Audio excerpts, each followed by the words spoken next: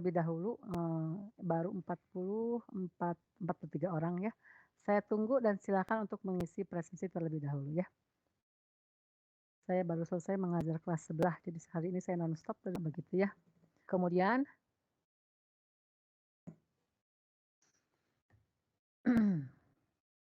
kemudian saya lihat waktunya, kita itu waktunya tuh, Senin jam 9 sampai jam 11 ya, kemudian sekarang jam 14 sampai jam 16, kemudian Rabu jam 7 sampai jam 8.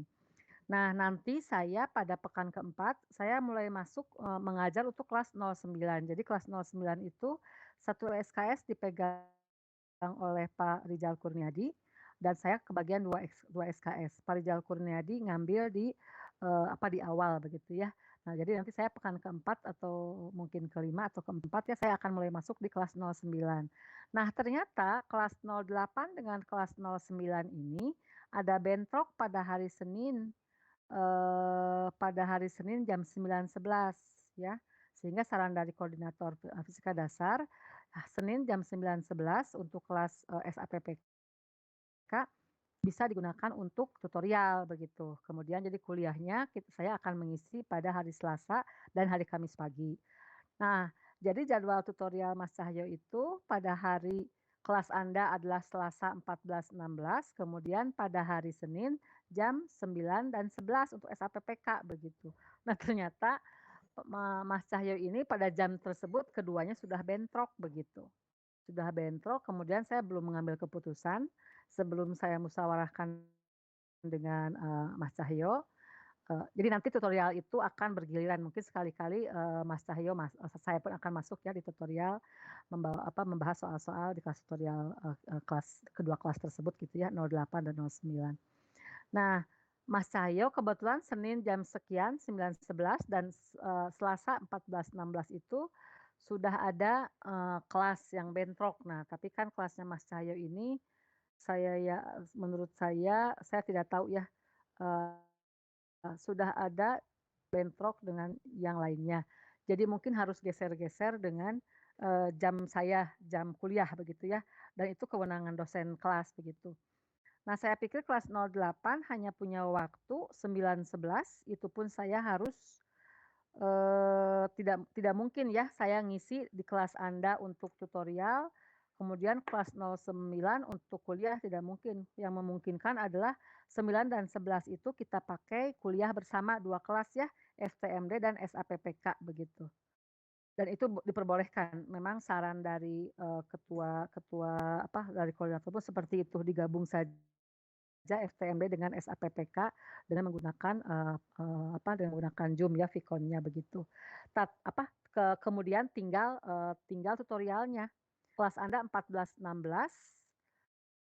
kalau kelas yang SAPPK mungkin bisa digunakan tutorialnya Selasa pagi atau Kamis pagi begitu ya, solusinya. Atau ke Kamis pagi yang 2 jam. Nah, Anda kalau misalkan, Mas Cahyo yang Selasa 14.16 tutorial tidak bisa, paling mungkin saya akan menggeser dengan waktu yang Rabu 1 jam, itu digunakan untuk tutorial. Nah, apakah itu tidak keberatan? Misalkan kalau tutorial, kita startnya dari jam 6.30 atau 6.20. Itu saya tawarkan kepada Anda ya, 50 menit kali 2 berarti kan 100 menit. Jadi saya Selasa akan mengisi kuliah hanya 1 jam saja, dan Rabu kalau pas ada tutorial, kalau Mas Cahyo bisa masuk Selasa, dia akan mengisi di Selasa tutorialnya. Kalau misalkan tidak bisa, dia ngisi di hari Rabu, apakah berkenan kalau Anda mulai tutorial dari jam 6:25 mungkin 25 menit. Itu saya tawarkan, tolong direspon nanti ya, atau sekarang silahkan ditanggapi dulu, melalui ketua kelasnya Danis, kira-kira tanggapannya, seperti apa. Karena saya pun kuliah kelas saya megang 3 kelas untuk FIDAS ini, kelas mengulang itu akhirnya karena sulit mencari waktu, itu gabungan dari mahasiswa FTMD, SAPPK, dan SITH, SITHF ya, dan SF Sekolah Farmasi. Jadi saya tuh Senin itu mengajar jam 6 sampai 8, kemudian hari Rabu juga jam 6 sampai jam 7 ya, untuk jam kuliahnya. Dan barusan, untuk yang jam tutorialnya begitu. Dan kelas mengulang, diberi keleluasaan seperti itu. Kalau kelas reguler tidak bisa geser-geser waktu karena Anda pun sudah padat dengan kuliah-kuliah lainnya begitu. Kecuali ketika FTMD dan SAPPK 0809 ini bentrok, saya diberi keleluasaan untuk boleh menggabungkan kedua kelas tersebut, begitu ya. Nah, tinggal ini saja, untuk, tutorial yang hari Selasa 14.16, apakah Anda berkenan digeser ke yang hari Rabu 1 jam, tetapi Anda start dari 6.25? Itu pertanyaannya. Mohon diberi tanggapan.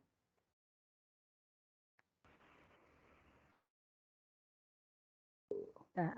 Bentar ya Bu, kami diskusi dulu bentar ya Bu. Oke, silahkan. Saya tanya dulu Bu yang lain Bu. Oke Bu. Oke. Dan kedua, karena ini tutorial akan dilaksanakan pada pekan keempat, jadi pekan ketiga pun belum tutorial. Jadi, terima kasih tadi Danis sudah merespon saya ya.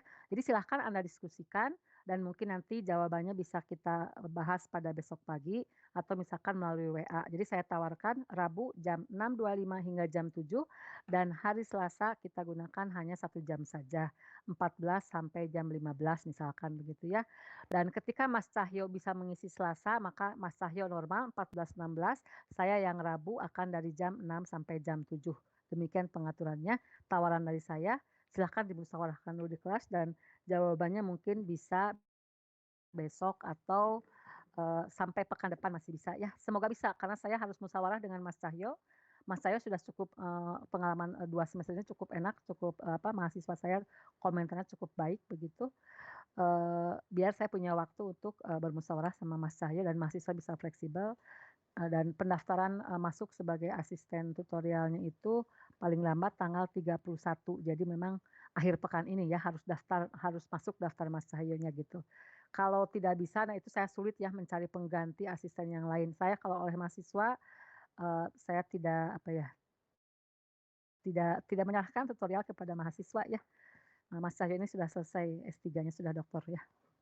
Begitu silahkan dijawab ya, bisa nanti pada besok atau ya tinggal besok sebetulnya ya atau lewat WA lah begitu ya.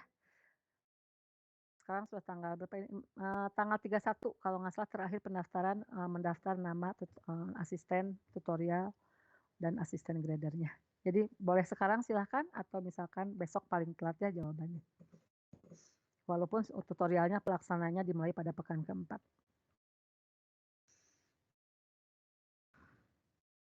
Oke, saya menunggu sebentar.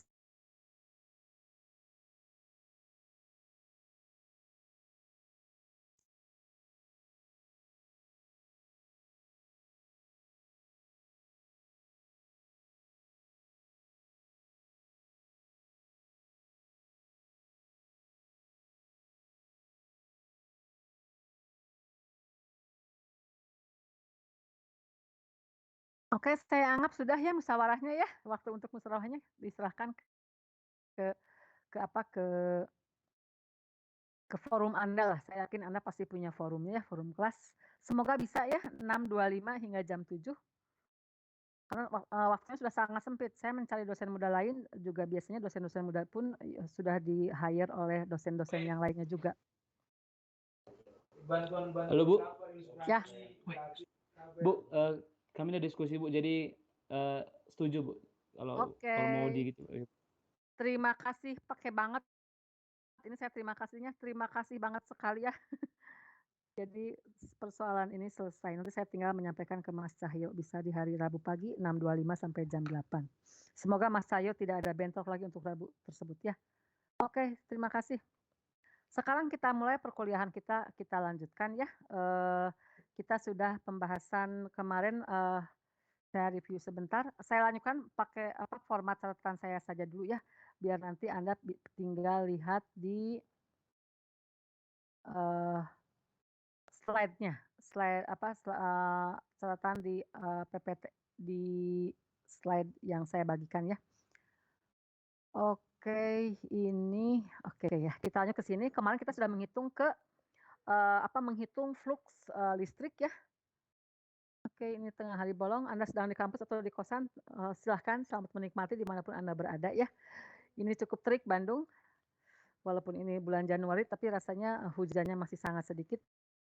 Ya, cukup panas di Bandung. tapi tetap kita jaga semangat kita untuk tetap semangat di jam berapapun kita belajar ya. Oke, kita mulai, ini sudah saya bahas kemarin ya, ini sudah.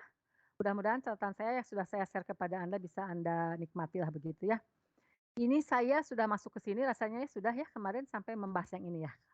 Untuk yang plat, jadi bagaimana menghitung medan listrik untuk, kalau muatannya tersimpan di dalam plat. Nanti di dalam slide ada penjelasan bagaimana kalau plat itu bahan konduktor, bagaimana kalau plat tersebut bahannya isolator ya. Di dalam slide ditambahkan ada yang lebih detailnya begitu ya. Sementara saya ini prinsip-prinsipnya tulisan tangan saya dulu ya, saya share kepada Anda. Yang berikutnya adalah kita menghitung untuk, medan di sekitar bola bermuatan. Jadi sekarang, bentuk wadah dari muatan tersebut adalah berbentuk bola begitu ya. Nah, nanti ada, ada plat tipis, jadi bola berbentuk plat tipis ya. Di sini muatannya akan tersebar merata pada permukaan yang sangat tipis tersebut. Kemudian nanti ada berbentuk bola pejal ya. Bola pejal artinya dia tergantung pada bahannya. Nanti untuk bola pejal itu ada bahan isolator, ada bahan konduktor. Kita di awal sudah membahas bahwa bahan isolator itu muatannya akan tersebar mengisi seluruh ruang, bola isolator ya. Sudah kita bahas ini, tentang isolator pada pertemuan awal. Di sini pada isolator maka muatan ada isolator, isolator itu artinya partikel-partikel muatan di dalam itu terikat kuat ya, positif dengan negatifnya begitu, sehingga, bahan isolator sulit menghantarkan listrik begitu. Nah, ketika bahan isolator tadi yang, muatan-muatan terikat kuat diberikan muatan dari luar, maka muatan tersebut akan masuk ke seluruh bagian, ruang dari bola isolator tersebut, itu yang pertama. Yang kedua ini kalau bahannya konduktor.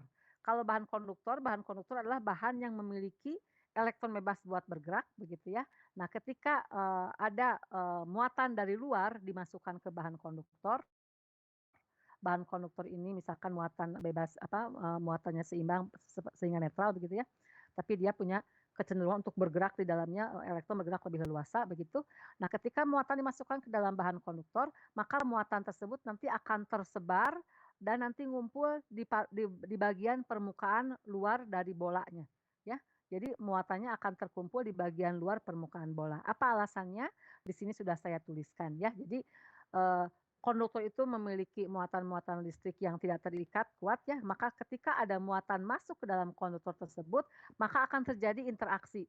Partikel dengan partikel interaksi, bla bla bla seterusnya, nanti setelah bergerak, kemudian nanti akan setimbang. Apa yang dimaksud dengan setimbang atau stabil? Maka di dalam fisika definisi stabil itu artinya adalah ketika jumlah gaya yang bekerja pada sistem tersebut adalah nol atau setimbang. Maka kita tahu bahwa di sini kita sedang bicara muatan listrik, maka gaya tersebut adalah gaya listrik dan gaya listrik ini sigma F sama dengan nol atau F sama dengan nol ini itu, memenuhi persamaan Q sama dengan medan listrik ya. Kalau ada muatan maka ada medan listrik, ketika diberi muatan tambahan maka akan timbul gaya.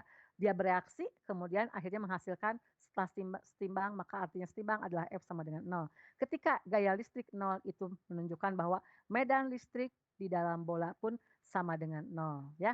Ketika di dalam bola ini E-nya sama dengan nol, artinya bahwa ketika E sama dengan nol, maka di dalam bola tidak boleh ada muatan, tidak ada muatan, menunjukkan tidak ada muatan.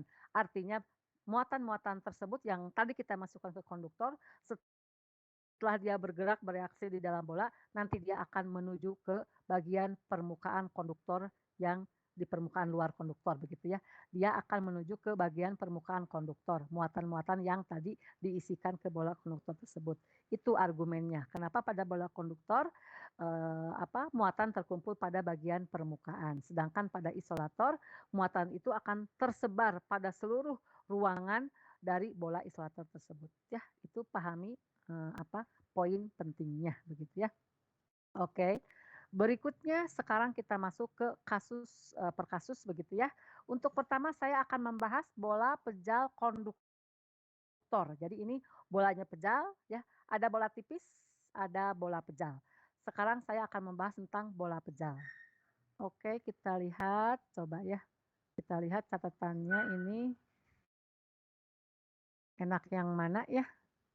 Eee, supaya saya bisa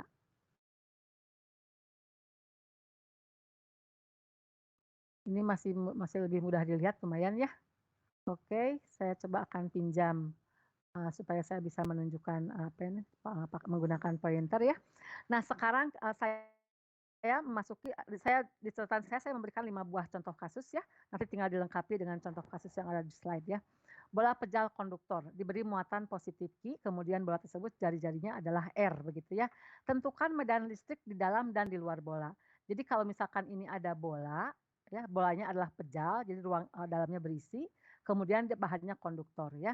Maka tadi kita hanya menghitung berapa E di dalam bola dan berapa E di luar bola begitu ya. Tahapan cara mengerjakan persamaan ini sudah saya terangkan di sini kemarin ya. Teknik penyelesaian pertama adalah buat permukaan hayal Gauss-nya, kemudian sesuaikan dengan muatan tersebut. Kira-kira kita mau menggunakan bentuk yang simetri apa. Kalau misalkan di sini ini plat seperti ini, saya menggunakan Gauss-nya dengan menggunakan silinder begitu ya. Nah, kemudian tentukan arah E-nya, hitung persamaan Gauss-nya, kemudian dilihat berapa Q yang dilingkupi oleh muatan Gauss dan tentukan E-nya begitu. Ini tahapannya ya, prosedurnya seperti ini. Oke, berikutnya adalah masuk ke sini, di sini pun sama. Di sini kita ada bola pejal konduktor diberi muatan. Maka nanti karena dia bola pejal konduktor, sesuai cerita tadi di sini, maka dia akan terdistribusi di permukaan bola ya. Bola konduktor. Artinya apa? Di dalam bola E-nya akan 0. Sehingga di sini kita langkah 1 adalah kita menghitung bagaimana di dalam bola, bagaimana di luar bola. Di dalam bola dengan konsep yang tadi maka kita langsung E sama dengan 0 untuk di dalam bola. Bagaimana di luar bola? Nah, ini yang harus kita hitung begitu ya. Nah, untuk di luar bola berarti kita nanti langkah keduanya adalah membuat permukaan hayal Gauss ya. Karena ini berbentuk bola, maka permukaan Gauss yang tepat adalah berbentuk bola juga ya. Artinya simetri yang nanti integralnya mudah kita hitung begitu ya. Nah, ini adalah permukaan hayal Gauss-nya yang tanda garis lurus-lurus seperti ini. Kemudian kita lihat di sini, ini muatan ada di dalam permukaan Gauss berarti ya. Nah, buat permukaan Gauss untuk R-nya di luar, R besar di luar bola. Kemudian kita lihat sekarang mana E, mana dA. Kan karena apa? Rumus flux adalah integral tertutup E dot dA, E-nya vektor, dA-nya adalah vektor begitu ya. Nah, E-nya yang mana? Ini E-nya kalau ini muatan positif, maka E-nya keluar menjauhi muatan positif tersebut begitu ya. Kemudian apa itu dA? dA kemarin sudah saya bahas, berarti dia vektor, ada luas dA dan ada arah dA begitu ya. Nah, karena dA luas permukaan Gauss-nya adalah berbentuk bola juga, maka berarti ini adalah arah dA-nya adalah tegak lurus terhadap bidang dA. Jadi nanti kita akan menemukan bahwa arah E dengan arah dA ini adalah searah. Bisa diikuti tidak? Halo? Bisa, Bu. Coba. Oke, terima kasih. Kalau misalkan ini semoga bisa ya. Jadi dan Anda yang mengatakan bisa cukup mewakili yang lainnya sehingga saya tidak perlu membuat catatan orat-oret di papan tulis begitu ya. Oke, saya kembali ke yang tadi. Mungkin setelah itunya kelihatan saya bolak-balik ke sini saja ya. Oke, ini loncat-loncat. Oke, mohon maaf ini. Nah, kita sampai sini ya. Oke, ini lebih jelas, cuma kursornya seperti ini nggak apa-apa ya. Nah, ini berarti antara E dengan dA ini adalah searah. Kalau searah berarti ini kan E dot dA. Ini dot itu artinya cos. Maka antara E dengan dA searah menjadi cos 0. Cos 0 adalah 1 begitu ya. Nah, integral dA-nya kan ini berbentuk luas permukaan bola berarti ya. Bukan volume ini di sini kan dA ya, dA itu luas permukaan, berarti ini adalah luas permukaan bola adalah 4 pi R kuadrat. Dengan R-nya variabel, R di sini adalah jari-jari dari permukaan Gauss S ini, begitu ya. Oke, mudah-mudahan catatan saya sudah cukup sangat enak dibaca, mudah-mudahan ya, kalau pengalaman sebelumnya begitu. Kemudian setelah kita bisa mengurai seperti ini bahwa E dot dA-nya menjadi E 4 pi R kuadrat, kita masukkan ke persamaan Gauss, ini sudah ya, E 4 pi R kuadrat, tinggal yang ini. Dan QS ini adalah Q muatan yang dilingkupi oleh permukaan Gauss. Jadi muatan yang dilingkupi oleh permukaan Gauss adalah plus Q ini sendiri, yang tadi dimasukkan dari soal ini ya, dimasukkan muatan plus Q, karena dia bola konduktor bereaksi, akhirnya timbul E0, akhirnya dia numpuk semua di permukaan, luar bola, begitu ya. Nah, yang dilingkupi oleh permukaan Gauss adalah Q yang kita masukkan di dalam soal ini ya, jadi Q S-nya sama dengan plus Q. Oke, kita masukkan menjadi seperti ini. Jadi untuk di dalam bola, begini persamaan medan listriknya itu 1/4 pi epsilon nol muatan per R kuadrat. R-nya adalah variabel, yaitu jarak dari sini ya, dari sini. Dari sini sampai ke sini. Tapi ingat R di sini ini dibatasi oleh yang syarat tadi. Jadi R-nya adalah dari sini, dari R besar di luar bola ke arah sana sebanding seperti ini. Sementara di dalam bola E-nya sama dengan 0. Kenapa 0? Karena bahan konduktor, begitu ya. Semoga bisa dipahami. Ini saya gambarkan kemudian sketnya seperti ini ya. Kesimpulannya seperti ini ya. Jadi di dalam bola, misalkan ini ada bola konduktor, jari-jarinya adalah A, diberi muatan positif Q, maka muatan akan masuk, kemudian terdistribusi di permukaan luar. Di dalam bola E sama dengan 0, di luar bola E sama dengan sekian. Sebanding dengan ini muatan, dan ini R adalah E ini bergantung pada sebanding dengan 1/R kuadrat. Jadi makin jauh dari permukaan bola, E-nya makin kecil, tetapi ini R-nya batas minimumnya adalah pada permukaan bola atau pada jari-jari bola. Yaitu di sini saya nyatakan supaya nampak beda, R-nya jari-jarinya adalah A begitu ya. Oke, semoga bisa dipahami. Kemudian kasus yang sama ketika bola ini diberi muatan negatif maka akan seperti ini. Ini menunjukkan arah panahnya masuk ke dalam. Persamaan menjadi seperti ini saja begitu ya, hanya masalah arah. Ketika muatannya diperbanyak di sini ada N Q maka tinggal dikalikan ke sini saja. Misalkan 1000 mikrokolom itu 1000 mikrokolom ya Q-nya atau berapapun ini adalah tinggal dikalikan saja jumlah muatan yang dimasukkan ke bolanya ya. Kemudian kita gambarkan sketnya seperti ini. Jadi ini medan listrik terhadap radius ya, terhadap jarak dari sumber muatan dari bola. Ini di dalam bola E sama dengan 0, maka ini adalah untuk di luar bola bentuknya adalah medan listrik sebanding dengan jari-jari seperjari-jari kuadrat begitu ya. Nah, di daerah sininya kita tidak tahu ya. Jadi di sini dinolkan saja begitu. Dikosongkan menunjukkan bahwa di sini tidak bisa ditentukan ya pada platnya begitu ya. Jadi muatan-muatan tadi terdistribusinya pada permukaan bagian luar dari bola konduktornya begitu. Oke, itu kasus pertama. Sekarang kasus kedua. Kasus kedua untuk bola tipis. Jadi bola tipis berarti di dalamnya rongga kosong saja ya, hanya berisi udara saja di dalamnya. Nah, untuk bola tipis baik isolator maupun konduktor ini berlaku sama ya. Di dalam bola kenapa 0? Nolnya bukan karena akibat tadi ya, ini akibat kosong saja tidak ada muatan ya. Begitu ada muatan dimasukkan, maka muatan tersebut akan terdistribusi pada permukaan kulit bola tipis tersebut begitu ya. Nah, di dalamnya E sama dengan 0 kalau tidak ada muatan, bukan akibat beda dengan penyebab dengan tadi pada kasus konduktor ya, E0-nya. Sementara di luar bola, ini sama saja diturunkan dengan seperti tadi permukaan Gauss ya. Jadi ini seperti permukaan Gauss di sini untuk bola tipis ya. Ini bola tipis, maka nanti buat permukaan Gauss, Anda hitungkan masukkan persamaan Gauss, maka nanti akan menghasilkan sama seperti ini ya, dengan R-nya dihitung dari mulai permukaan bola begitu ya. Demikian untuk kasus bola tipis baik untuk bahan konduktor maupun bahan osilator akan berlaku seperti ini. Kalau muatan negatif ini masukkan negatif saja menjadi min Q ya atau Q sama dengan min R. Kalau untuk muatan negatif ini menjadi Q, R topinya menjadi minus, menunjukkan arah panahnya masuk menuju pusat bola begitu ya.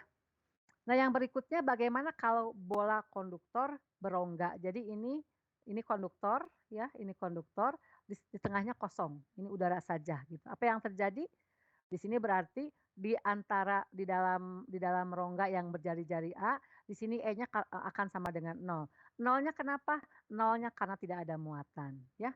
Kemudian pada dalam konduktor jari-jari antara A dengan B di sini akan 0. Nolnya kenapa? Karena dia bola konduktor begitu ya. E-nya 0 karena dia sebagai bola konduktor. Oke, kemudian pada antara ini yang ini ya, maaf nih.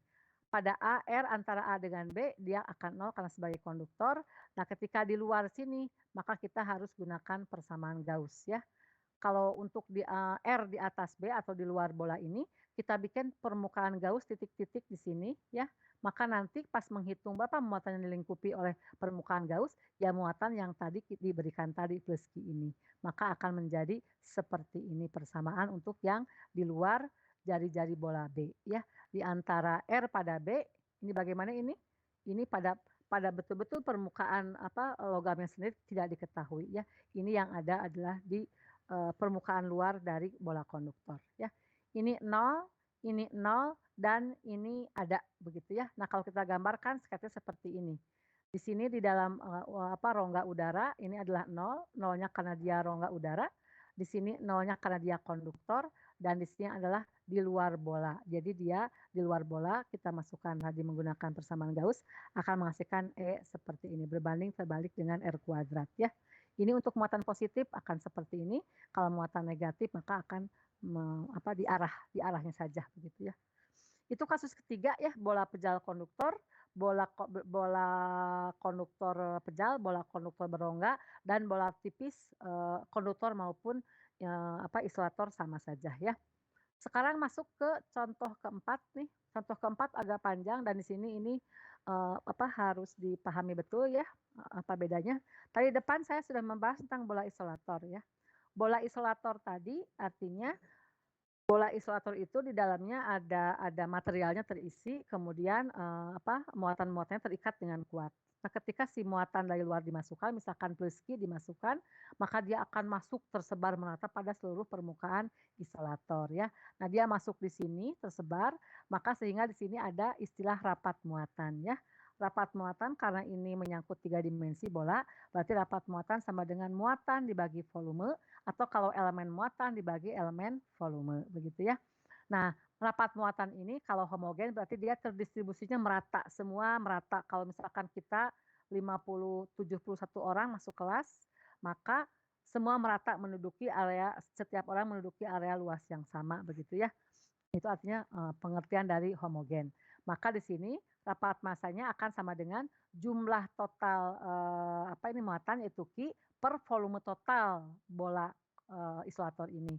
4/3 pi R besar pangkat 3. Dan ini konstan karena apa? Karena homogen ya. Kalau kita ambil QS artinya muatan yang dilingkupi oleh misalkan saya di sini lihat ini menggunakan permukaan Gauss di dalam bola S1, maka berarti nanti di sini nilai konstan ini sama dengan muatan yang dilingkupi oleh S ya, permukaan Gauss S per volume dari volume Gauss ya. Jadi ini Gauss dengan jari-jarinya R begitu ya. Ini volume Gauss dan ini muatannya pun harus muatan yang dilingkupi oleh permukaan Gauss ya. Nilai ini dengan nilai ini adalah konstan.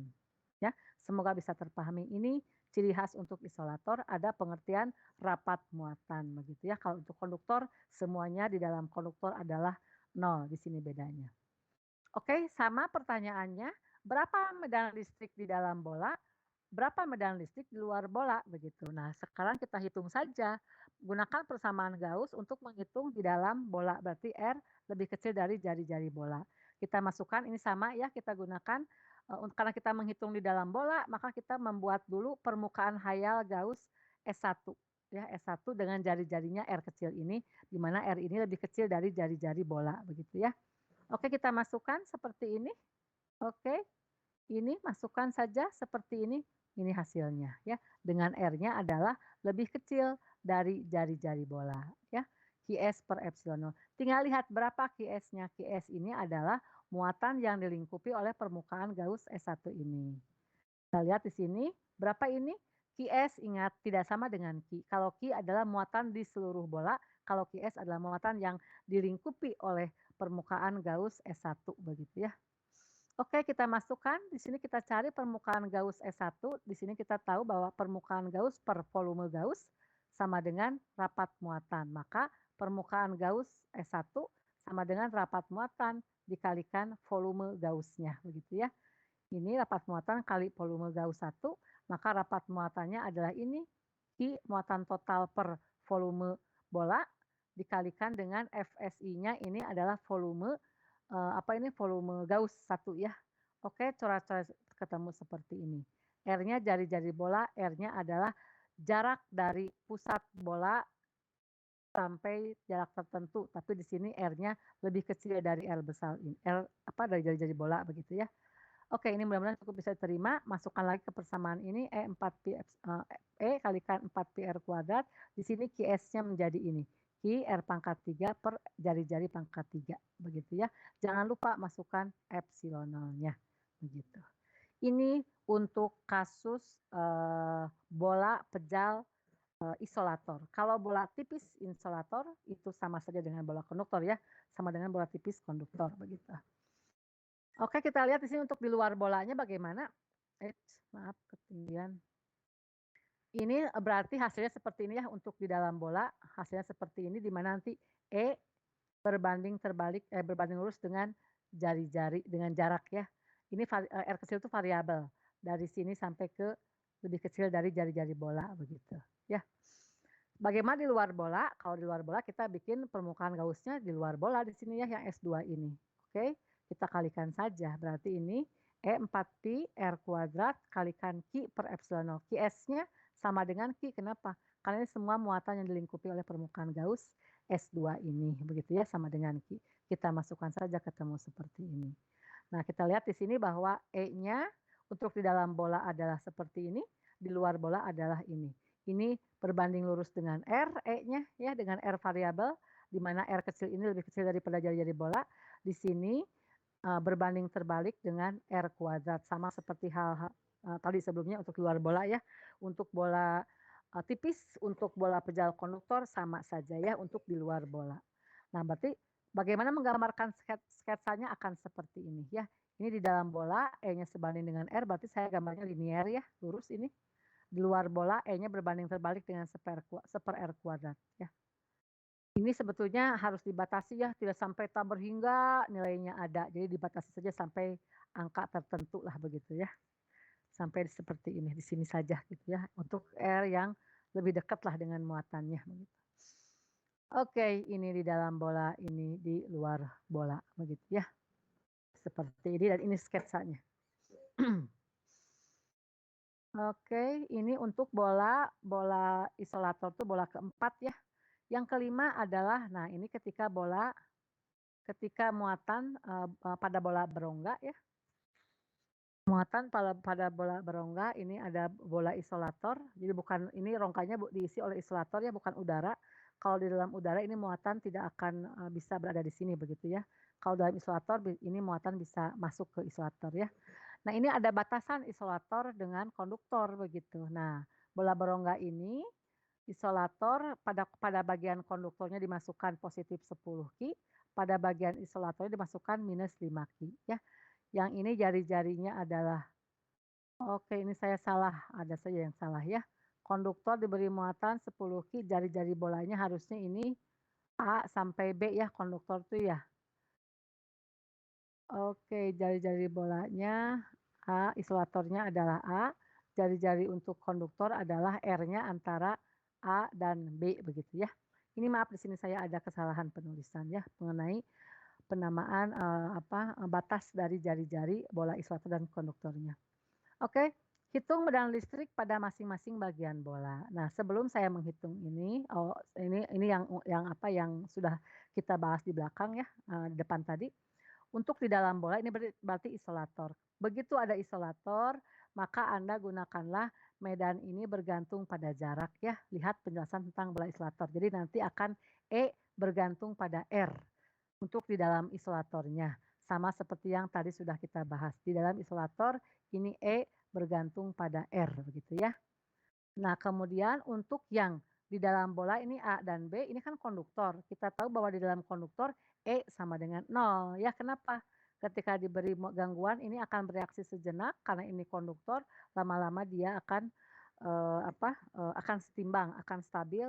Stabil artinya gayanya 0, artinya E-nya 0. Karena E-nya 0 maka di sini akhirnya muatan tidak ada di sini, dia akan terlempar ke permukaan bagian luar ya. Ini yang sudah kita bahas di sebelumnya. Dan di daerah A dan B ini, antara A dan B ini, di sini E akan sama dengan 0 gitu ya. Semoga bisa dijelaskan, bisa dipahami. Sekarang sebelum kita membahas di luar bola, saya selipkan dulu perhitungannya ya. Bagaimana yang terjadi, ini saya bikin seperti ini sebagai alat bantu saja. Kalau ini ada isolator, ini ada konduktor, apa yang terjadi di antara mereka? Ingat isolator adalah dia memiliki, elektron yang terikat kuat begitu ya, tidak bisa bergerak bebas. Kemudian kalau konduktor dia bisa bergerak bebas. Ketika konduktor tidak bermuatan artinya netral, artinya muatan positifnya sama dengan muatan negatif. Jadi pada konduktor netral positif dengan negatif jumlahnya sama, ketika diberi gangguan maka ini bisa bergerak lebih cepat kalau konduktor begitu ya.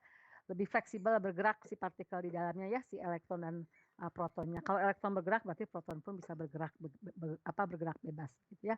Nah, saat didekatkan seperti ini isolator dengan konduktor, maka nanti ini muatan negatif ya.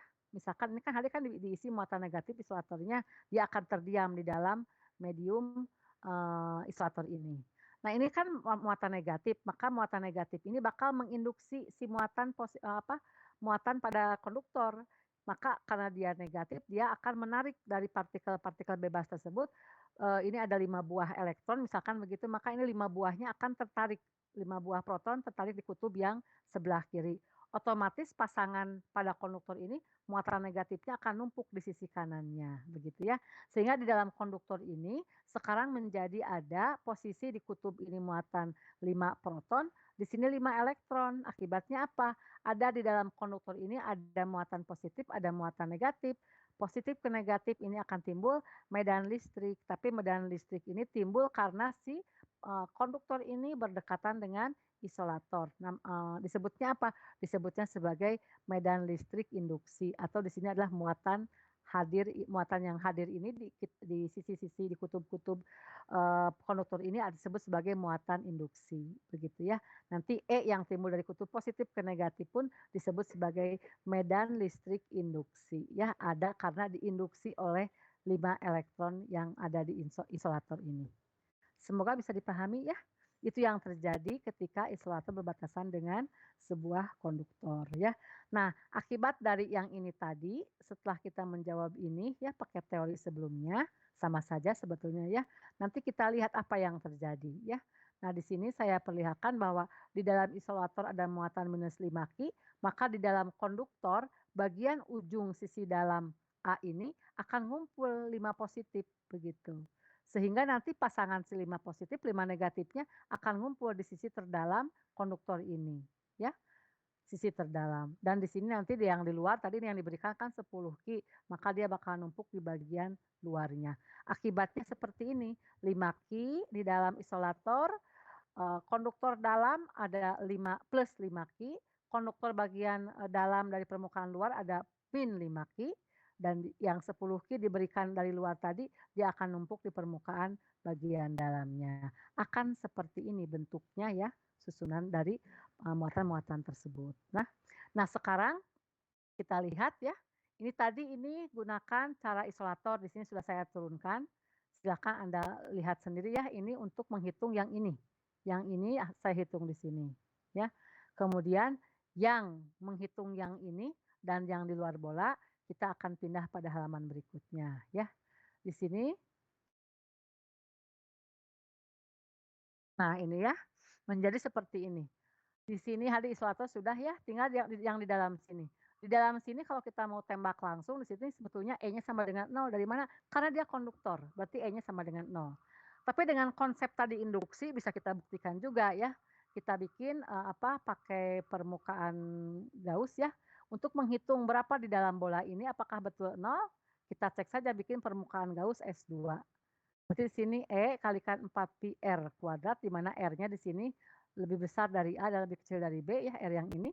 Maka di sini muatannya adalah di sini ada minus 5 Ki, di sini ada tadi positif 5 Ki.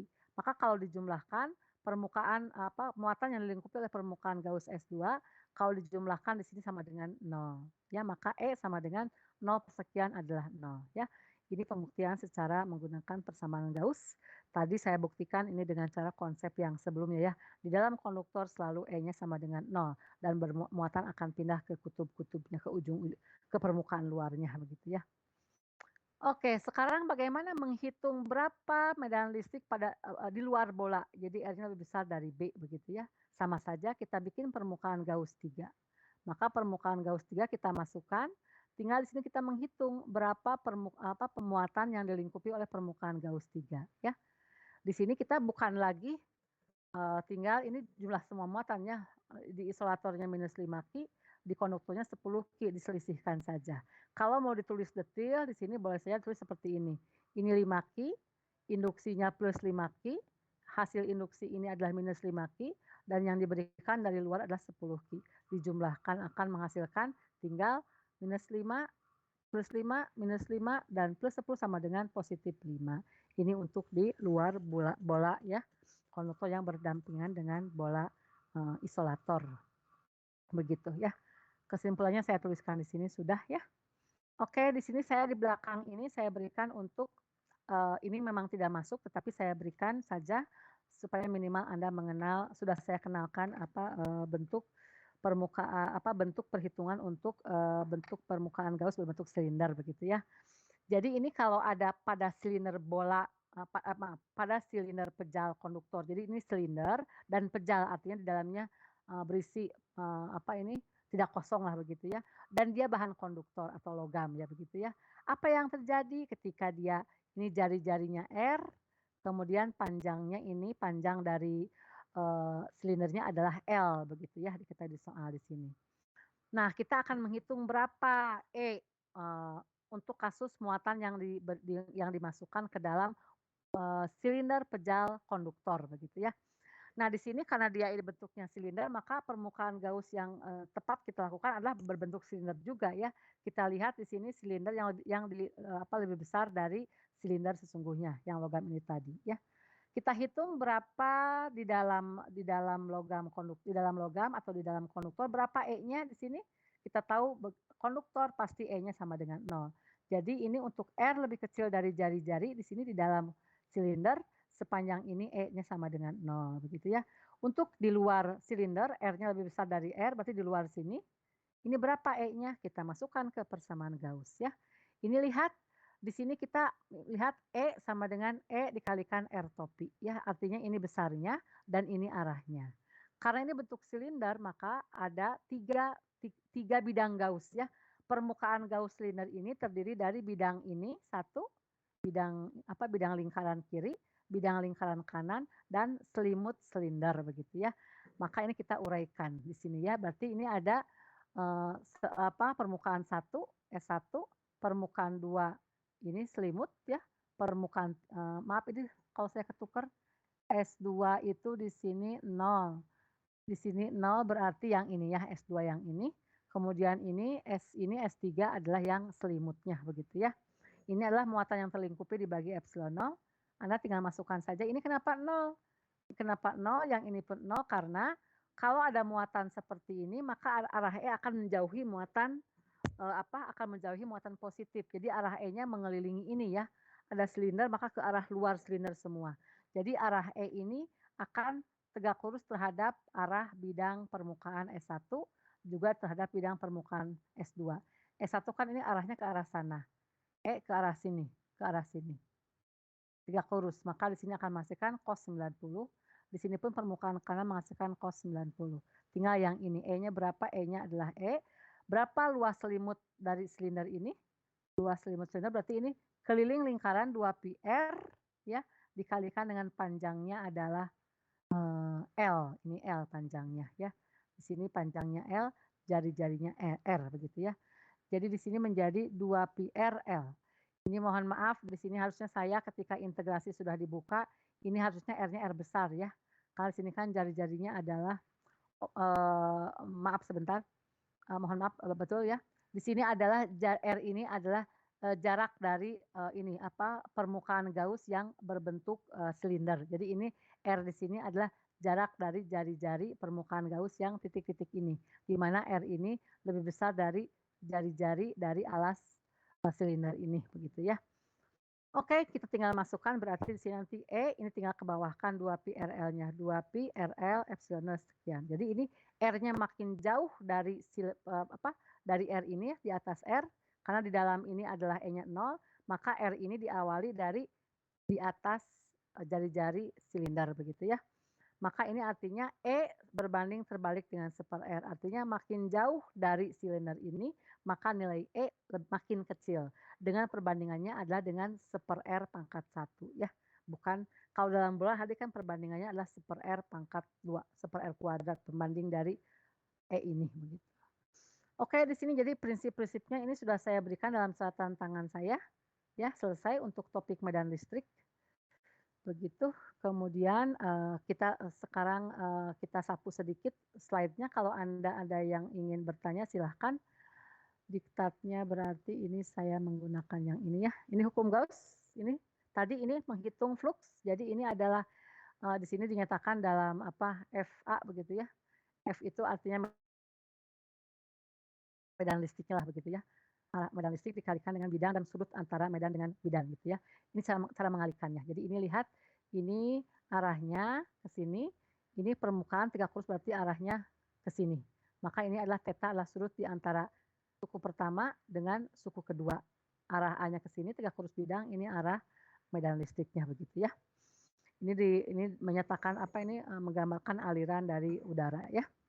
Banyaknya aliran pada suatu bidang area disebut flux. Nah, nanti kita baru bahas flux listrik, berarti di sini aliran dari garis gaya listrik ya. Sudah ini sudah ya, sudah bisa Anda cermati lagi bahwa lihat ini antara E dengan bidang permukaan, tegak lurus bidang permukaan itu sudutnya, begitu. Oke, contoh soalnya pun ini sama. Ini untuk silinder dikenalkan tentang bagaimana menghitung mengintegrasi untuk permukaan berbentuk silinder sebagai nanti ini akan digunakan untuk ketika, berbentuk, kapasitor silinder ya. Tapi untuk kelas 2B yang dibahas hanya bola dan plat saja ya, silinder tidak masuk ya. Tapi di sini dikenalkan tentang perhitungan silinder. Silahkan ini ya, sudah saya jelaskan tadi. Kalau ada E ke arah kanan di soalnya ini memang ya, E-nya ke arah sini, E-nya ke arah kanan, ke arah sana, maka berapa flux dari sistem ini begitu ya. Tinggal Anda lihat di sini, silahkan. Yang ini menghasilkan min EA karena E-nya ke arah sana, bidang permukaan ini kan ke arah sini, jadi cos 180. Yang ini EA hasilnya karena kan arah tegak lurus bidang permukaan dengan E searah cos 0. Sementara yang ke sini ini adalah 0. Kenapa? Karena arah permukaan tegak lurus terhadap arah E begitu ya, jadi akan 0. Hasilnya adalah 0. Apa arti 0? Arti 0 itu berarti bisa di dalam sini tidak ada muatan, bisa begitu, atau bisa juga di dalam sini ada muatan positif 1, min 1. Jadi sudah saling menetralkan, habis akhirnya begitu ya. Oke, ini berbentuk kotak, sudah saya jelaskan di catatan saya. Tambahan saya ini hukum Gauss ya, sudah saya bahas juga hanya penulisan saja di sini. Kemudian ini sama, ini silahkan Anda baca, ya, cukup mudah dimengerti. Ini juga sudah saya jelaskan ya, jadi nanti muatan yang dilingkupi oleh permukaan Gauss Anda tinggal jumlahkan di dalam permukaan tersebut ada berapa.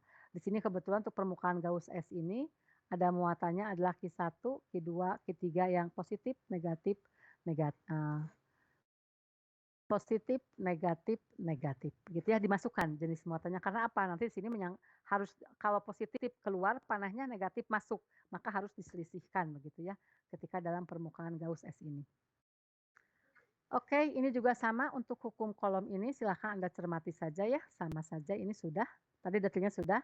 Ini yang penjelasan tadi saya pikir sudah cukup mudah dimengerti penjelasan saya ya. Jadi kalau ada bola konduktor, maka nanti pemuatan yang dimasukkan ke bentuk apapun konduktor, dia akan masuk terdistribusi ke permukaan luarnya begitu ya. Kalau di sini E-nya di dalam muatan sudah di sini, maka E di dalam sini akan 0 begitu ya. Medan listrik di dalam benda ini akan 0 ya. Karena ini kenapa? Karena ini adalah bola konduktor lah begitu ya. Konduktor berongga di dalamnya akan 0. Oke, berikutnya ini bagaimana kalau bolanya ada rongganya, sudah saya bahas juga tadi di depan ya. Ini ada rongganya, kemudian misalkan di sini di dalam rongganya bola logam berongga bersifat netral, kemudian diberikan muatan di dalam rongganya ya. Ini silakan untuk tadi sudah saya jelaskan ya. Di dalam rongga ada diberi muatan, maka kalau ada muatan akan seperti ini bentuknya akan masuk ya. Ketika muatannya diletakkan sebelah sini, maka nanti di sini akan lebih padat, di sini akan lebih renggang, menunjukkan ini besar E-nya lebih besar dibanding di daerah sini. Berikutnya lagi ini, nah ini yang ingin tadi saya jelaskan yang tidak ada di dalam catatan tangan saya ya. Ini medan listrik eksternal. Di sini kalau medan listrik di luar konduktor, ini ada konduktor ya, medan listrik di luar konduktor. Maka kalau konduktor, ini ada konduktor, maka di dalam konduktor ini apa medan listriknya 0. Nanti muatannya akan terdistribusi pada bagian permukaannya. Kemudian nanti ini dibuat apa ini batasnya ini permukaan Gaussnya begitu ya. Nanti dihitung dan silahkan Anda turunkan. Berarti di sini E-nya 0, di sini ada begitu ya. Nanti akan menjadi kalau di catatan saya menggunakan berarti untuk yang contoh kasus di bawah nanti ya.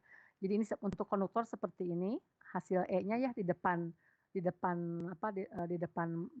bola bermuatan tadi, di depan permukaan plat tadi begitu ya.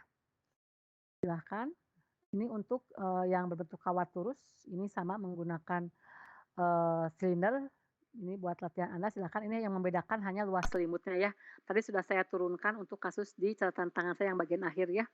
Ini sudah juga. Kemudian ini ketika dia berapa medan listrik pada muka lembaran insulator bermuatan ya. Insulator maka dia akan mengisi seluruh medium ini, seluruh bagian isolator ini, si partikel-partikelnya, maka di permukaan depan, permukaan belakang ada begitu ya. Maka nanti hasilnya sekian. Kalau konduktor hanya mengisi permukaan depannya saja, maka ini nanti rapat muatan per epsilon 0. Kalau untuk isolator di partikel atau muatan tadi yang diberikan akan mengisi seluruh daerah ini, maka permukaan depan dengan permukaan belakang akan terisi ya, sehingga nanti di sini E-nya ke arah sana ada, ke arah sini ada. Ini persis yang sudah saya turunkan di dalam catatan tangan saya ya. E-nya hasilnya sekian untuk yang ke depan sini dan ke sebelah kirinya. Tinggal masalah arahnya. Ini pun sama sudah saya jelaskan ya. Ini 2 plat konduktor bermuatan, berarti di sini ada arah E ke arah sana untuk positif, untuk negatif ke arah sini. Dan untuk kalau ini positif ini negatif, maka akan ada E ke arah sini ya. Ini sudah saya terangkan semua ya di catatan tangan saya ketika ini plat positif dengan negatif didekatkan ya. Ini yang disebut dengan kapasitor. Maka E di luar kapasitor akan 0, di sini akan muatan listrik atau medan listrik akan berada di dalamnya. Inilah device atau keranjang dari keranjang dari muatan listrik begitu ya. Ini yang disebut dengan kapasitor plat sejajar. Nanti kita bahas setelah kita membahas energi dan potensial listrik ya. Oke, ini sudah saya turunkan. Kemudian ini untuk berapa medan listrik di permukaan Gauss pada gambar di samping ini. Silakan ini saya sudah jelaskan untuk berbentuk bola, baik untuk bola tipis, bola berongga, isolator dan konduktor sudah saya jelaskan ya. Ini tinggal mengulang. Ini isolator, ada konsep rapat muatan kalau isolator ya. Nah di sini ada konsep rapat muatan, sama ya ada konsep rapat muatan. Untuk di dalam bola, ini yang di luar bolanya ya. Akhirnya seperti ini ya. Kalau untuk konduktor ini pasti 0 di sininya ya. Ini datar, baru ini begini begitu. Oke, ini untuk bola tipis silahkan ya. Untuk bola tipis juga sudah saya bahas di catatan saya dan seterusnya. Nah, ini ada catatan contoh soal yang tidak ada di dalam catatan saya. Ini ada apa ini? Bola pejal konduktor, ini yang merah ya. Dengan jari-jarinya adalah A, dikasih muatannya 2 Ki. Kemudian di sini ada sebuah kulit konduktor dengan jari-jari dalamnya B, ini, dan jari luarnya C. Jadi ini konduktor, ini yang biru pun konduktor, begitu ya. Ada 2 buah konduktor, kemudian keduanya ini konduktor yang biru dengan konduktor yang yang coklat ini, dia memiliki jari-jari memiliki pusatnya sama disebut dengan konsentris ya. 2 buah bola konduktor dengan pusat yang sama disebut sebagai keduanya disebut sebagai konsentris ya. Berpusat sama dengan bola pejal dan memiliki muatan di sini adalah minus Ki ya. Di sini minus Ki, di sini adalah 2 Ki. Apa yang terjadi? Konsepnya sudah saya jelaskan di dalam catatan tangan saya. Di sini silahkan bisa Anda pelajari, sudah cukup jelas ya. Kita hitung untuk di dalam bola konduktor ini bagaimana? Karena konduktor maka muatan akan terdistribusi keluar. Jadi di sini akan E-nya sama dengan 0. E1 di dalam bola ini akan sama dengan 0 ya. Kenapa? Karena muatannya 0, karena konduktor dia ya. Kemudian di antara jari-jari A dengan B akan bagaimana? Di sini nih, di daerah kosong ini, maka itu kita buat saja permukaan gausnya S2, begitu ya. Permukaan gausnya S2, kita masukkan persamaan gausnya, E2 kali A sama dengan E2 kali 4 pi R-nya, R-nya lah ini R2 ya, R ini.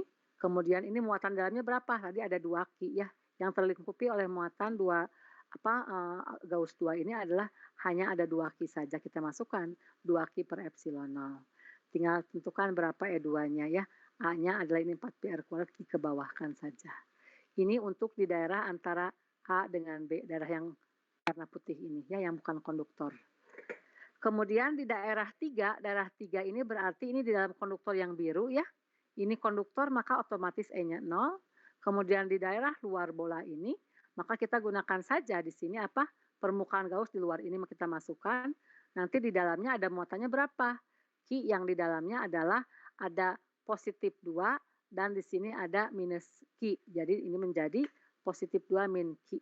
Tinggal Ki saja. Begitu ya. Semoga bisa dipahami ini dua tangan saya dan itu sudah ya, sudah dilengkapi semuanya. Silahkan ini seterusnya bisa Anda apa ini untuk latihan Anda ya. Dan ini adalah gambar gambar sketsa E terhadap R-nya ya, lengkap di sini ya. E terhadap R-nya. Demikian, kalau ada yang ingin ditanyakan silahkan. Saya pikir ini sudah selesai ya untuk topik medan listrik. Dengan untuk jatah 2 SKS itu hanya menggunakan mediumnya berbentuk bola dan berbentuk plat saja ya. Untuk yang silinder tidak begitu ya. Untuk pembandingnya Anda bisa lihat di PPT-nya ya. Sebentar, ini saya ke sini dulu. Oke. Begitu tadi penjelasan saya. Coba kita lihat untuk PPT saya perlihatkan di rekaman ini saja ya. Atau ingatkan saja saya kalau Anda memerlukan PPT dari Katmel ya sebagai referensi resminya. Kalau PPT Giancoli saya tidak punya, tapi intinya materinya sama saja ya. Ini topiknya, tunggu sebentar, gaya dan medan listrik. Gaya dan medan listrik. Dari kemarin sudah sempat saya perlihatkan ya kepada Anda.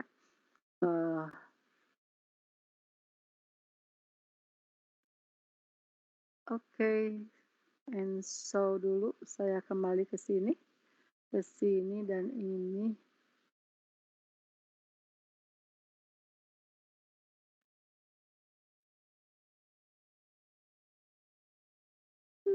Susah banget nge-share.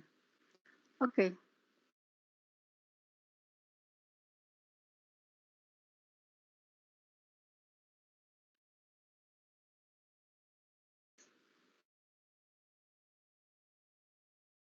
Oke, ini saya perlihatkan sekilas saja ya dari semua materi yang sudah saya bahas. Inilah resminya PPT Katmel. Seperti ini saya memperlihatkan saja. Oke. Ini juga sudah ya peristiwa perpindahan muatan listrik ya karena adanya interaksi.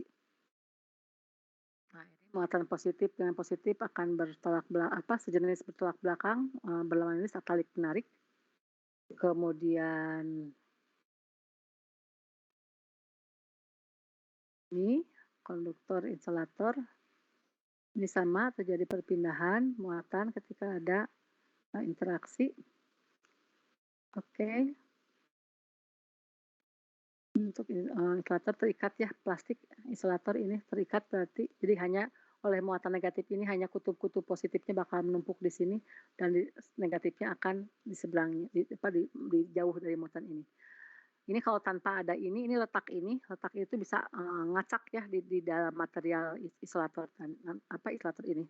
Nanti dalam pembahasan dielektrik ini akan saya perjelas kembali ya tentang bagaimana sifat partikel itu dipengaruhi oleh berbaris rapih tidaknya pasangan partikel di dalam bahan, itu nanti yang berpengaruh pada sifat yang disebut dengan permitivitas listrik ya. Oke, ini sudah ya, muatan positif negatif akan seperti ini. Sejenis akan tolak menolak. Oke, ini juga sudah. Ini ketika bentuk lingkaran, nanti saya berikan contohnya. Ini di sini artinya, pada inti atom ada muatan proton, pada kulitnya ada muatan elektron, maka di dalam molekul, di dalam atom, elektron itu selalu bisa bergerak, di dalam, bentuk, orbit lingkaran begitu ya.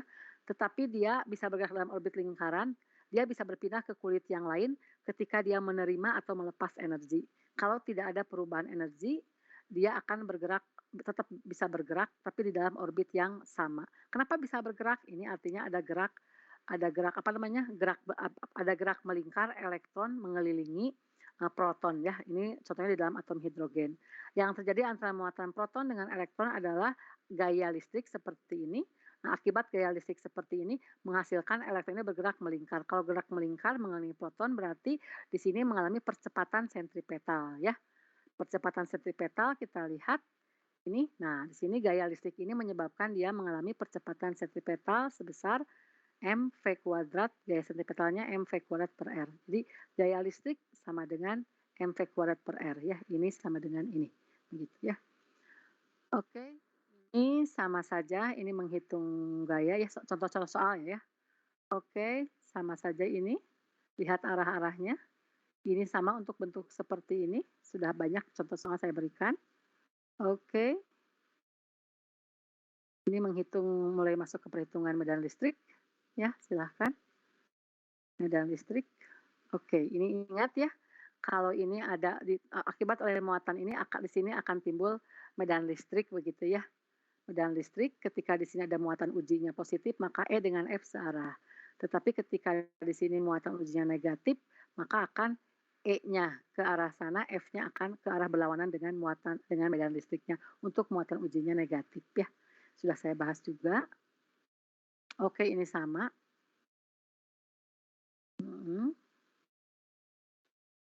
Oke, ingat ini penyumbang vektor menguraikan gaya, sudah banyak contoh soalnya ya. Oke, masih gaya. Ini mulai masuk ke topik medan listrik, persamaannya. Nah, tadi ini sudah kita bahas, di catatan juga ada ya, ini ada muatan, maka menghitung muatan medan listrik di titik ini kemungkinannya adalah bisa 0 ya. Sudah saya bahas juga ya. Tinggal ini lihat arah berlawanan mengakibatkan di sini bisa 0 begitu ya. Oke, ini perhitungan lebih detailnya ada, silakan ini sudah, direkam ya kalau Anda butuh latihan, soal dari versi Katnel. Di bukunya pun ada ya, bisa Anda lihat. Nah, ini contoh soal seperti ini, bisa misalkan ini kutub 4 seperti ini, atau misalkan 8 juga boleh ya untuk kubus ya, ada muatan-muatan nanti berapa, gaya yang dialami oleh muatan kesekian gitu. Nah, nanti di situ yang dimainkan adalah vektornya ya. Oke, ini plat ya, ini plat positif, ini plat negatif, maka akan ada medan listrik dari plat positif menuju plat negatif. Ini yang tadi sudah kita jelaskan, sudah kita bahas juga ya. Oke, ini muatan positif menjauhi, muatan negatif masuk, sudah. Ini muatan positif akan berujung di muatan negatif, tidak putus tengah-tengah begitu ya. Oke, ini juga sudah. Oke, ini sebagai latihan. Nah, ini pada konduktor dia akan terdistribusi ke permukaan begitu ya, si muatan tadi. Oke, ini lihat akan seperti ini, muatan positif. Nah, ini akan ada muatan positif pasti akan menarik muatan negatif, ini akan dengan ini gitu ya. Nanti akan seperti ini hasilnya. Oke, ini konduktor di dalam medan listrik konduktor, oke. Ya. Ini menghitung flux, sudah dijelaskan juga ya. Oke, saya perlihatkan. Nah, ini ketika berbentuk bola ya. Berbentuk bola tadi sudah saya jelaskan untuk bentuk bolanya tipis, bola berongga, bola pejal dan seterusnya. Bagaimana memainkan persamaan Gauss-nya juga ya. Oke, ini cara perhitungannya.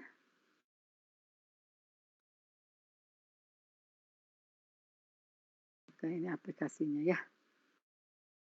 Oke, terima kasih. Saya nampaknya ini bab ini sudah selesai, jadi besok kita bisa masuk karena kita ini menggunakan jam tutorial, saya mulai bisa masuk ke topik, potensial ya, potensial. Jadi karena saya mengambil jam tutorial sehingga materi agak maju, tidak apa-apa supaya nanti di tengah dan akhir kita punya banyak waktu untuk melaksanakan kuis ya. Ada kuis harian, ada kuis yang apa ya, yang ada kuis harian, ada kuis yang besarnya lah begitu ya. Oke, ini saya terus ke mana ini?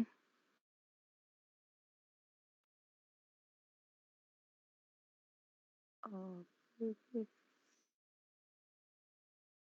ke sini kita ah, kembali ke kelas dulu ya. Oke. Demikian kalau ada yang ingin ditanyakan silahkan. Sementara mungkin saya akan mencoba membuka file yang lain. Kuliah Fidas, materi saya akan mengawali dengan materi dari PDF saja dulu ya. 2122. Ini akan saya perlihatkan saja dulu untuk Anda ya.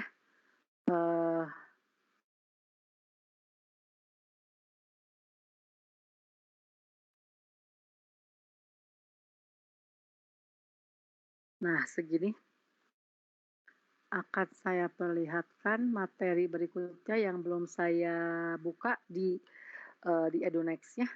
Tetapi mungkin akan saya perlihatkan di sini karena kita masih ada waktu sekitar 15 menit ya. Saya perlihatkan saja kepada Anda sebagai pendahuluan supaya besok tinggal masuk ke materinya saja. Oke. Nah, ini catatan saya yang nanti akan saya share kepada Anda ya. Di sini kita sudah membahas masalah energi potensial listrik dan potensial listrik ya. Ini catatannya, ini karena PDF jadi saya tidak bisa mengeluarkan pointernya ya. Ini besok akan pembahasan mengenai energi potensial listrik dan potensial listrik ini berangkat dari kita kembali ke topik di mekanika, kita membahas tentang energi potensial ya. Energi potensial itu ditimbulkan oleh energi potensial kaitan dengan adanya usaha ya. Usaha yang dilakukan oleh gaya. Nah, berarti di sini kan ketika ada benda posisi di A, kita lepaskan, benda tersebut bermassa M. Ketika kita lepaskan, maka benda tersebut akan jatuh. Kenapa dia jatuh? Karena dia ditarik oleh gaya gravitasi bumi, begitu ya. Dulu di bab di fisika 1. Nah, gaya gravitasi bumi ini termasuk gaya yang menghasilkan usaha di mana ketika dia melakukan usaha atau perpindahan dari A kembali ke titik A lagi, dari A ke sini, kemudian kembali ke titik semula, usaha yang dilakukannya adalah menghasilkan perubahan energinya adalah nol, begitu ya. Itulah gaya tersebut dikatakan bersifat konservatif ya. Gaya konservatif adalah gaya yang ketika melakukan pergerakan, perpindahan, ada gaya, ada perpindahan, maka dikatakan usaha. Nah, ketika usaha yang dilakukan oleh gaya tersebut menghasilkan perubahan energi sebesar 0 Joule ketika dia melakukan satu loop ya kembali ke titik semula. Itu ya. Ingat definisi di mekanika di semester 1 ya. Nah, ini pun penyebabnya apa adalah gaya gravitasi bumi ya. Jadi energi dari A ke B sama dengan energi potensial gravitasi di A dikurangi di B. Ini WAB sama dengan MGH min MGH A min MGHB begitu ya. Nah, sekarang kita ini peristiwa ini kita lihat kita konversikan ke gaya listrik ya. Kalau tadi kita membicarakan gaya gravitasi, di sini kita membicarakan gaya listrik ya. Di sini ada plat positif, ini adalah plat negatif, berarti E-nya akan dari positif menuju ke negatif begitu ya. Begitu di sini posisi A ada muatan positif, maka artinya E-nya ke arah atas. Kemudian nanti lihat ini posisi A, posisi muatan positif ini ada di A, dia bergerak ke B, begitu ya, ini muatan positif ya, bergerak ke B, maka akan timbul gaya antara muatan tersebut, ya, besarnya adalah Q0 dikalikan medan listriknya, begitu ya. Nah, ada gaya ya, gaya timbul akibat apa? Gaya timbul akibat ada muatan, ini positif, ini ada E, maka timbul gaya listrik. Paham ya? Timbul gaya listrik, maka ini muatan positif, maka dia akan bergerak ke arah sini, begitu ya, ke arah menjauhi muatan positif ya, untuk proton tadi, dan dia mendekati plat yang negatif ya si proton ini tadi. Oke, nah ketika antara muatan Q dengan E timbul gaya, ya, yaitu Q0 kalikan E. Kemudian ketika partikel ini bergerak, nah ada pergerakan, ada gaya, maka gaya dikali pergerakan, Anda ingat di semester 1 itu adalah usaha, ya. F dikalikan delta S dulu gitu ya. F dot delta S, F-nya vektor, delta S-nya vektor, dotnya adalah perkalian skalar, maka F dikalikan perpindahan A ke B ini, F-nya vektor, perpindahan AB-nya ada arahnya dari A ke B ya, itu adalah perkalian dua buah vektor secara skalar. Ini adalah usaha begitu ya. Nah, di sini berarti usaha A ke B, WAB adalah usaha yang dilakukan gaya listrik ya, Q0 kali E yang bergerak dari A ke B ya. Ini untuk muatan Q0 dan nanti kalau untuk muatan positif dari Q0 dari A ke B ya, maka kalau untuk muatan negatif akan sebaliknya ya. Kalau di sini ada muatan negatif, maka dia akan bergerak menuju muatan positif. Di sini pun ada muatan, ada E, ada gaya. Ketika muatan Q ini bergerak, maka ada gaya, ada perpindahan, maka akan timbul juga usaha ya, usaha AB, muatan positif A ke B, maka usaha AB sama dengan untuk elektron dari B ke A begitu ya. Oke, berarti di sini WAB-nya adalah energi potensial berapa besarnya usaha A ke B adalah energi potensial listrik di A dikurangi energi potensial listrik di B begitu ya. Nah, kita lihat ingat ketika bicara energi potensial ingat ya di pembahasan mekanika mekanika di semester 1 tentang gerak WAB usaha yang dilakukan dari A ke B sama dengan minus perubahan energi potensialnya. Ingat ya? Maka di sini artinya energi delta U sama dengan energi potensial ya. Saya tuliskan lagi. Jadi WAB sama dengan minus energi potensial artinya ujungnya di B, awalnya di A. Berarti minus energi potensial di B dikurangi energi potensial di A. Atau WAB sama dengan kalau saya kalikan ini minusnya energi potensial di A dikurangi energi potensial di B. Sehingga perkaliannya seperti ini.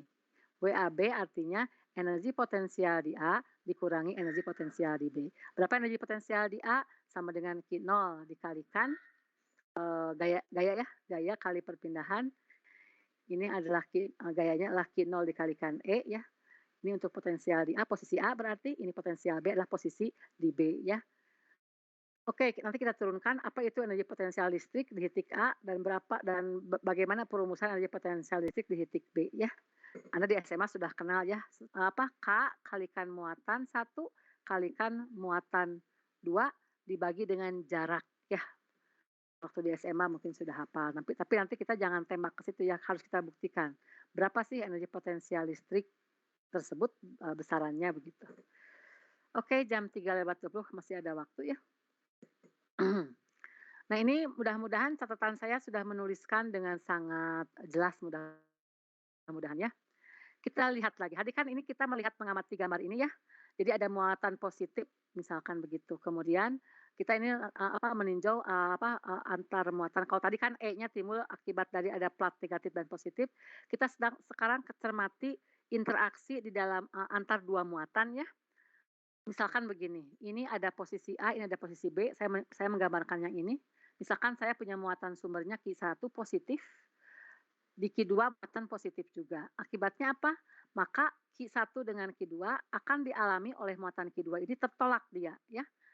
Berarti muatan Q2 oleh Q1 tertolak menjauh, maka dikatakan sebagai F21 cara bacanya ya. Artinya apa?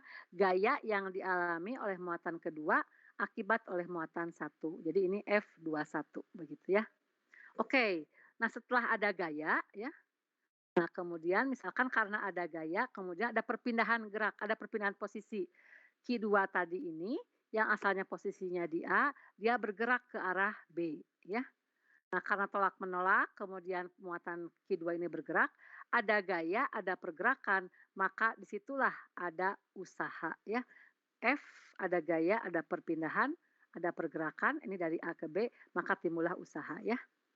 Oke, maka di sini terjadi, kita baca di sini ya. Gaya tolak dialami oleh Q2 ya. karena ada medan di A. Ingat ya, akibat muatan sumber ini, di titik ini ada medan, di sekitar sini ada di sekitar muatan Q1 ini akan ada medan.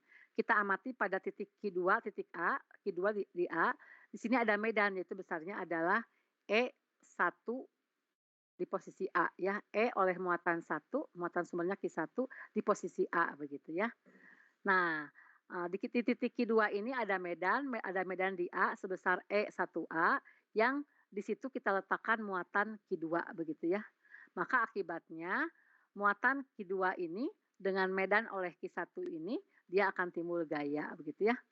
Medan ini akan dirasakan oleh Q2 di sini ya, saat Q2 diletakkan di A begitu. Kemudian partikel Q2 ini akan bergerak ya, kalau dia tertolak dia bergerak begitu ya. Ada gaya tolak dia bergerak, artinya kenapa dia bergerak?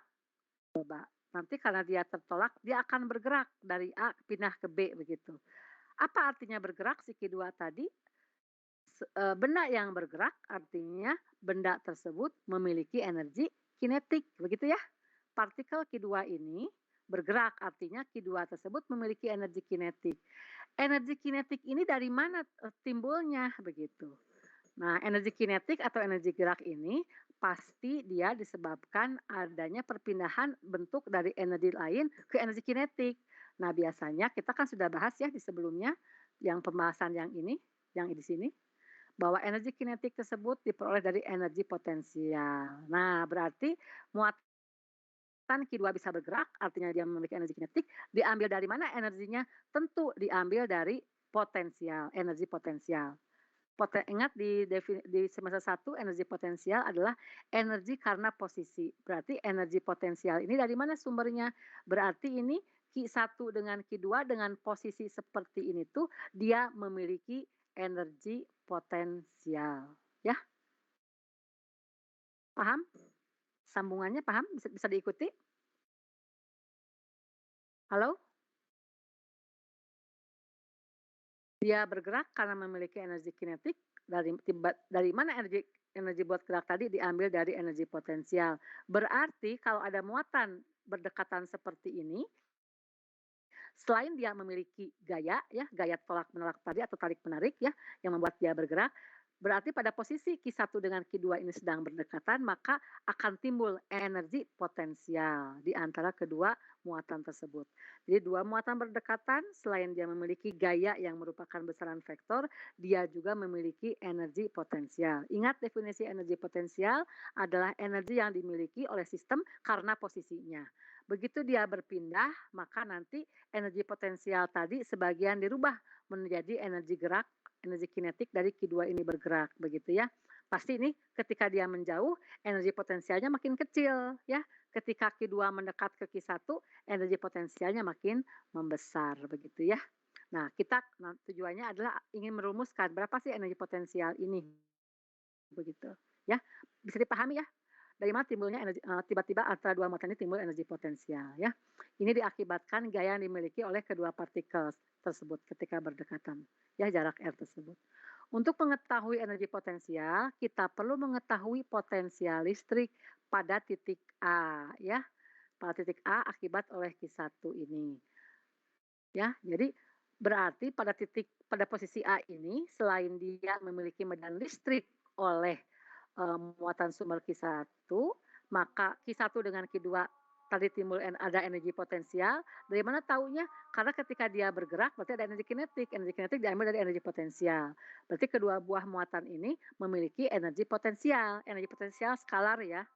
Nah, kalau Q2 ini dihilangkan, maka artinya di titik A ini juga memiliki nilai potensial listrik begitu ya. Itulah lahirnya rumusan tentang cara memahami rumusan tentang energi potensial dan potensial listrik begitu ya. Jadi ketika ada muatan sumber Q1, maka di sekelilingnya ada medan listrik, juga di titik tersebut ada potensial listrik. Bedanya apa? Medan listrik vektor, potensial listrik skalar begitu ya. Semoga bisa dipahami itu konsep dasarnya ya.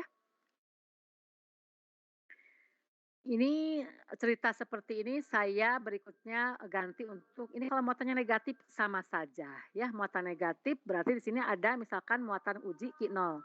Ini berarti muatan uji kinol ini akan tertarik bergeraknya ke arah sana gayanya. Dia bergerak, kenapa bergerak? Artinya dia memiliki energi kinetik. Dari mana diambilnya? Berarti posisi Q0 di A dengan posisi sumber di negatif di Q, ini berarti dia memiliki energi potensial. Kalau muatan ini dihilangkan, maka di titik A ini memiliki potensial. Begitu ya. Oke, itu konsepsinya secara fisik seperti itu menggambaran saya. Ini saya turunkan persamaannya. Jadi gaya adalah seperti ini, maka usaha adalah gaya dikalikan perpindahan. Ya, ingat ini persamaan waktu di mekanika sudah kita bahas. Ini vektor, ini dot, begitu. Kemudian nanti usaha oleh gaya konservatif. Nah, di sini nanti usaha oleh gaya konservatif adalah minus energi potensial. Ingat ya, di pembahasan usaha energi minus energi potensial, maka di sini artinya apa? Kalau usaha dari A ke B kembali ke A, ya. Untuk gaya konservatif, maka usaha kembali ke titik semula adalah nol perubahan energinya ya, usahanya adalah nol. Perubahan energinya adalah nol ya. Usaha oleh gaya konservatif dalam satu lintasan tertutup menghasilkan perubahan energi 0 joule ya. Ini ingat ini menggunakan persamaan-persamaan dalam mekanika ya. Oke, lari ke halaman berikutnya. Nah, kita hitung berapa usaha oleh gaya konservatif. Oleh gaya konservatif adalah gaya dot perpindahan. Gayanya adalah penyebabnya adalah gaya listrik, ds-nya adalah perpindahan. Kita masukkan saja ini gaya listriknya seperti ini ya. 1/4 pi epsilon 0 Q sumber Q0 per R kuadrat. Arahnya R, ini lihat tadi arahnya ya. Kemudian dot ds-nya adalah besarnya dr, perpindahannya arahnya adalah R ya. Kita lihat ini R dengan R ini bagaimana ini adalah cos 0 sama dengan 1 arah F searah dengan arah perpindahan. Kita lihat ke sini. Nah, di sini kita lihat ini arah F ke arah sini, arah perpindahan pun searah ke arah sini. Ketika muatannya positif dengan positif, arah gaya ke arah kanan, arah perpindahan pun ke arah kanan. Jadi arah gaya dan arah perpindahan searah. Maka perkalian dotnya untuk perkalian gayanya di sini adalah dot ya. Gaya dot perpindahan. Ini gayanya, ini perpindahannya. Ini cos 0. Kita masukkan, silakan Anda periksa dulu ya. Nanti akan menghasilkan seperti ini. Ini yang sudah Anda kenal di SMA. Energi potensial listrik adalah 1/4 pi epsilon 0, muatan ke-1, muatan kedua dibagi dengan jarak di antara kedua muatan tersebut ya. Ini adalah energi besaran skalar. Kalau besaran skalar, maka nanti kalau saya punya beberapa partikel, maka di antara dua partikel timbul energi, maka nanti oleh banyak partikel akan timbul energi makin banyak lagi. Tetapi di sini gampang ya. Gampangnya apa? Tinggal dijumlahkan saja. Energi partikel 1 dengan 2, energi partikel 1 dengan 3, energi partikel 1 4 dan seterusnya tinggal Anda jumlahkan secara skalar saja. Lebih mudah ya untuk energi dan potensial penjumlahan oleh berbagai macam muatan titiknya lebih mudah menjumlahkannya karena penjumlahan secara skalar begitu ya. Oke, mudah-mudahan bisa dipahami ini. Silahkan, ini belum saya share, nanti mungkin, malam saya share ya, atau setelah ini saya share. Kita lihat dulu, kita list dulu seperti apa catatan sayanya, ini sudah saya turunkan. Ini lebih enak ya penjumlahannya, ini penjumlahan secara skalar. Ini catatan yang berhasil saya buat. Nah, di sini nanti saya turunkan juga ini, saya turunkan tidak ada di textbook ya, di slide pun ini tidak ada rasanya. Saya turunkan ini lebih detail supaya Anda tahu cara menghitung potensial dari medan listrik. Oke. Ini nyambung dengan konsep yang tadi ya, cuma di sini kita sudah menghitung besaran, oke. Nah, ini kapasitor untuk bola, kapasitor untuk plat, ini kapasitor plat, kapasitor bola, dan ini kapasitor untuk silinder. Nah, yang kapasitor silinder ini tidak merupakan bahasan di kelas 2B ya, tapi di catatan ada, bisa Anda lewat saja. Begitu ya, ini catatan sudah cukup, saya pikir sudah cukup lengkap ya. Nah, ini nanti kita membahas di elektrik. Bahan isolator itu bahan dielektrik. Oke, ini konsepnya sudah ya. Oke, jadi kalau kita lihat berarti materi kita itu minggu ini kita 3 SKS untuk membahas medan listrik, hukum Gauss menyelesaikan. Kemudian 2 jamnya untuk pembahasan sudah masuk ke topik energi potensial listrik ya, hari ini sejam, besok sejam, pekan depan sejam lagi. Selesai topik ini dan kita bisa masuk ke topik arus searah. Jadi maaf ya, ini kita akan bergerak dengan cepat ya, begitu ya. Karena saya menggunakan jam tutorial di awal, saya sudah menabung materi. Nanti di tengah ketika kita ada libur, ada apapun, saya belum ngecek ya hari libur untuk kuliah kelas kita ini apa saja, kita sudah aman. Karena waktu tutorial di awal semester sudah saya isi ya. Modul tutorial akan dibahas pada minggu keempat. Saya masih punya waktu tutorial di pekan depan akan saya gunakan untuk kuliah. Jadi mungkin pekan depan kita akan sudah selesai sampai topik arus searah. Oke. Bagaimana komentarnya? Ritmenya seperti tadi dirasakan cukup? Catatan saya dan slide yang saya share semoga cukup.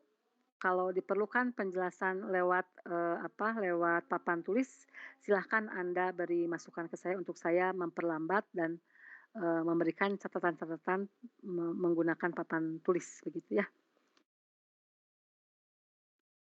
Oke, jam 3:33 saya pikir cukup sekian untuk hari ini. Kalau tidak ada pertanyaan atau kalau ada pertanyaan silahkan, jangan lupa absensinya diisi isi terlebih dahulu ya. Saya beri waktu 2 menit, komentar dan seterusnya.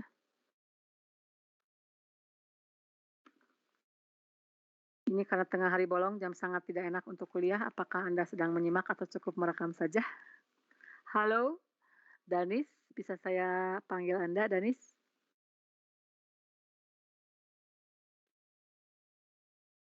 Halo, halo.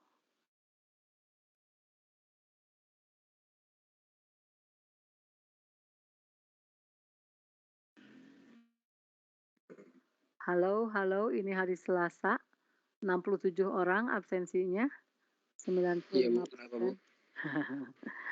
Bagaimana tanggapannya, Danis? Kenapa kamu belum mengisi kehadiran? Ya, Bu, kenapa, Bu? Ini Oh, belum isi absen ya, Bu? Belum isi sekarang. Oh, maaf, Bu, lupa tadi, Bu. Makasih ya, Bu, udah diingatin. Oke, Danis, Rifto Aliviar belum mengisi juga. Kemudian Stefanus Andri Fabian juga belum ngisi. 3 orang belum ngisi tuh. Ada nggak Stefanus? Stefanus sudah keluar, Bu. Kenapa? Rifto dan Stefanus sudah pindah, Bu. Rifto dan Stefanus saya baru nulisnya Stefanus saja ya. Ini sudah keluar tapi kok nggak dikeluarin ya dari si X-nya, ini suka repot nanti pas ngisi nilai ujian. Rifto ya. Yang keluar berarti 2 orang ya. Bagaimana tanggapan kuliahnya, cukup Ibu, seperti itu ya? Ibu Silakan. izin Ya. izin drop ini, Bu. Kalau bagi saya ritmenya terlalu cepat, Bu. Oh, Dan kadang-kadang kursornya itu hilang, Bu. Jadi kayak kita kalau saya bingung kayak Ibu sedang menjelaskan yang mana, Bu. Oke. Usulannya bagaimana? Silahkan, ini mumpung masih ada waktu ya, sekian menit. Usulannya apa usulannya? Saya terlalu cepat, oke, itu akan saya kendorkan. Saya terlalu cepat, saya pikir dengan saya sudah share terlebih dahulu, Anda sudah membaca sehingga tinggal melihat poin-poinnya saja. Atau mungkin nanti di rekaman Anda bisa mengulang ya.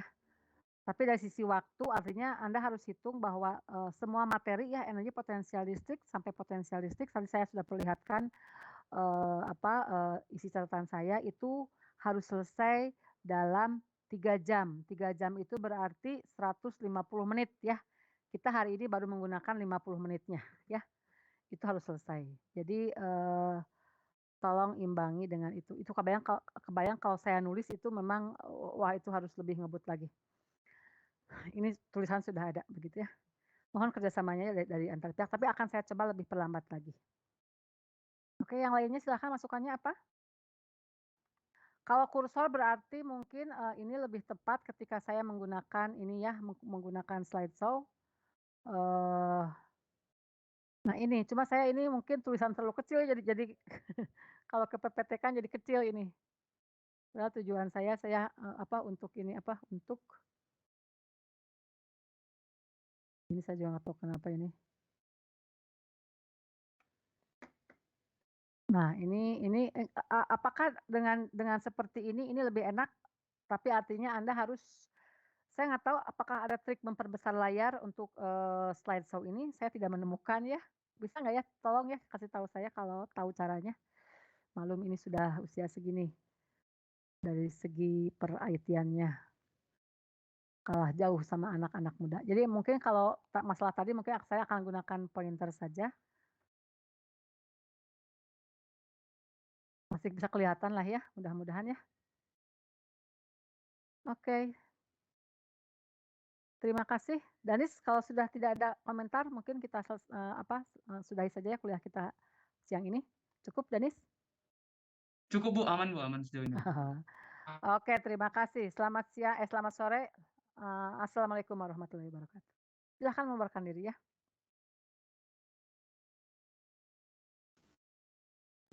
Terima kasih Bu. Terima kasih Bu.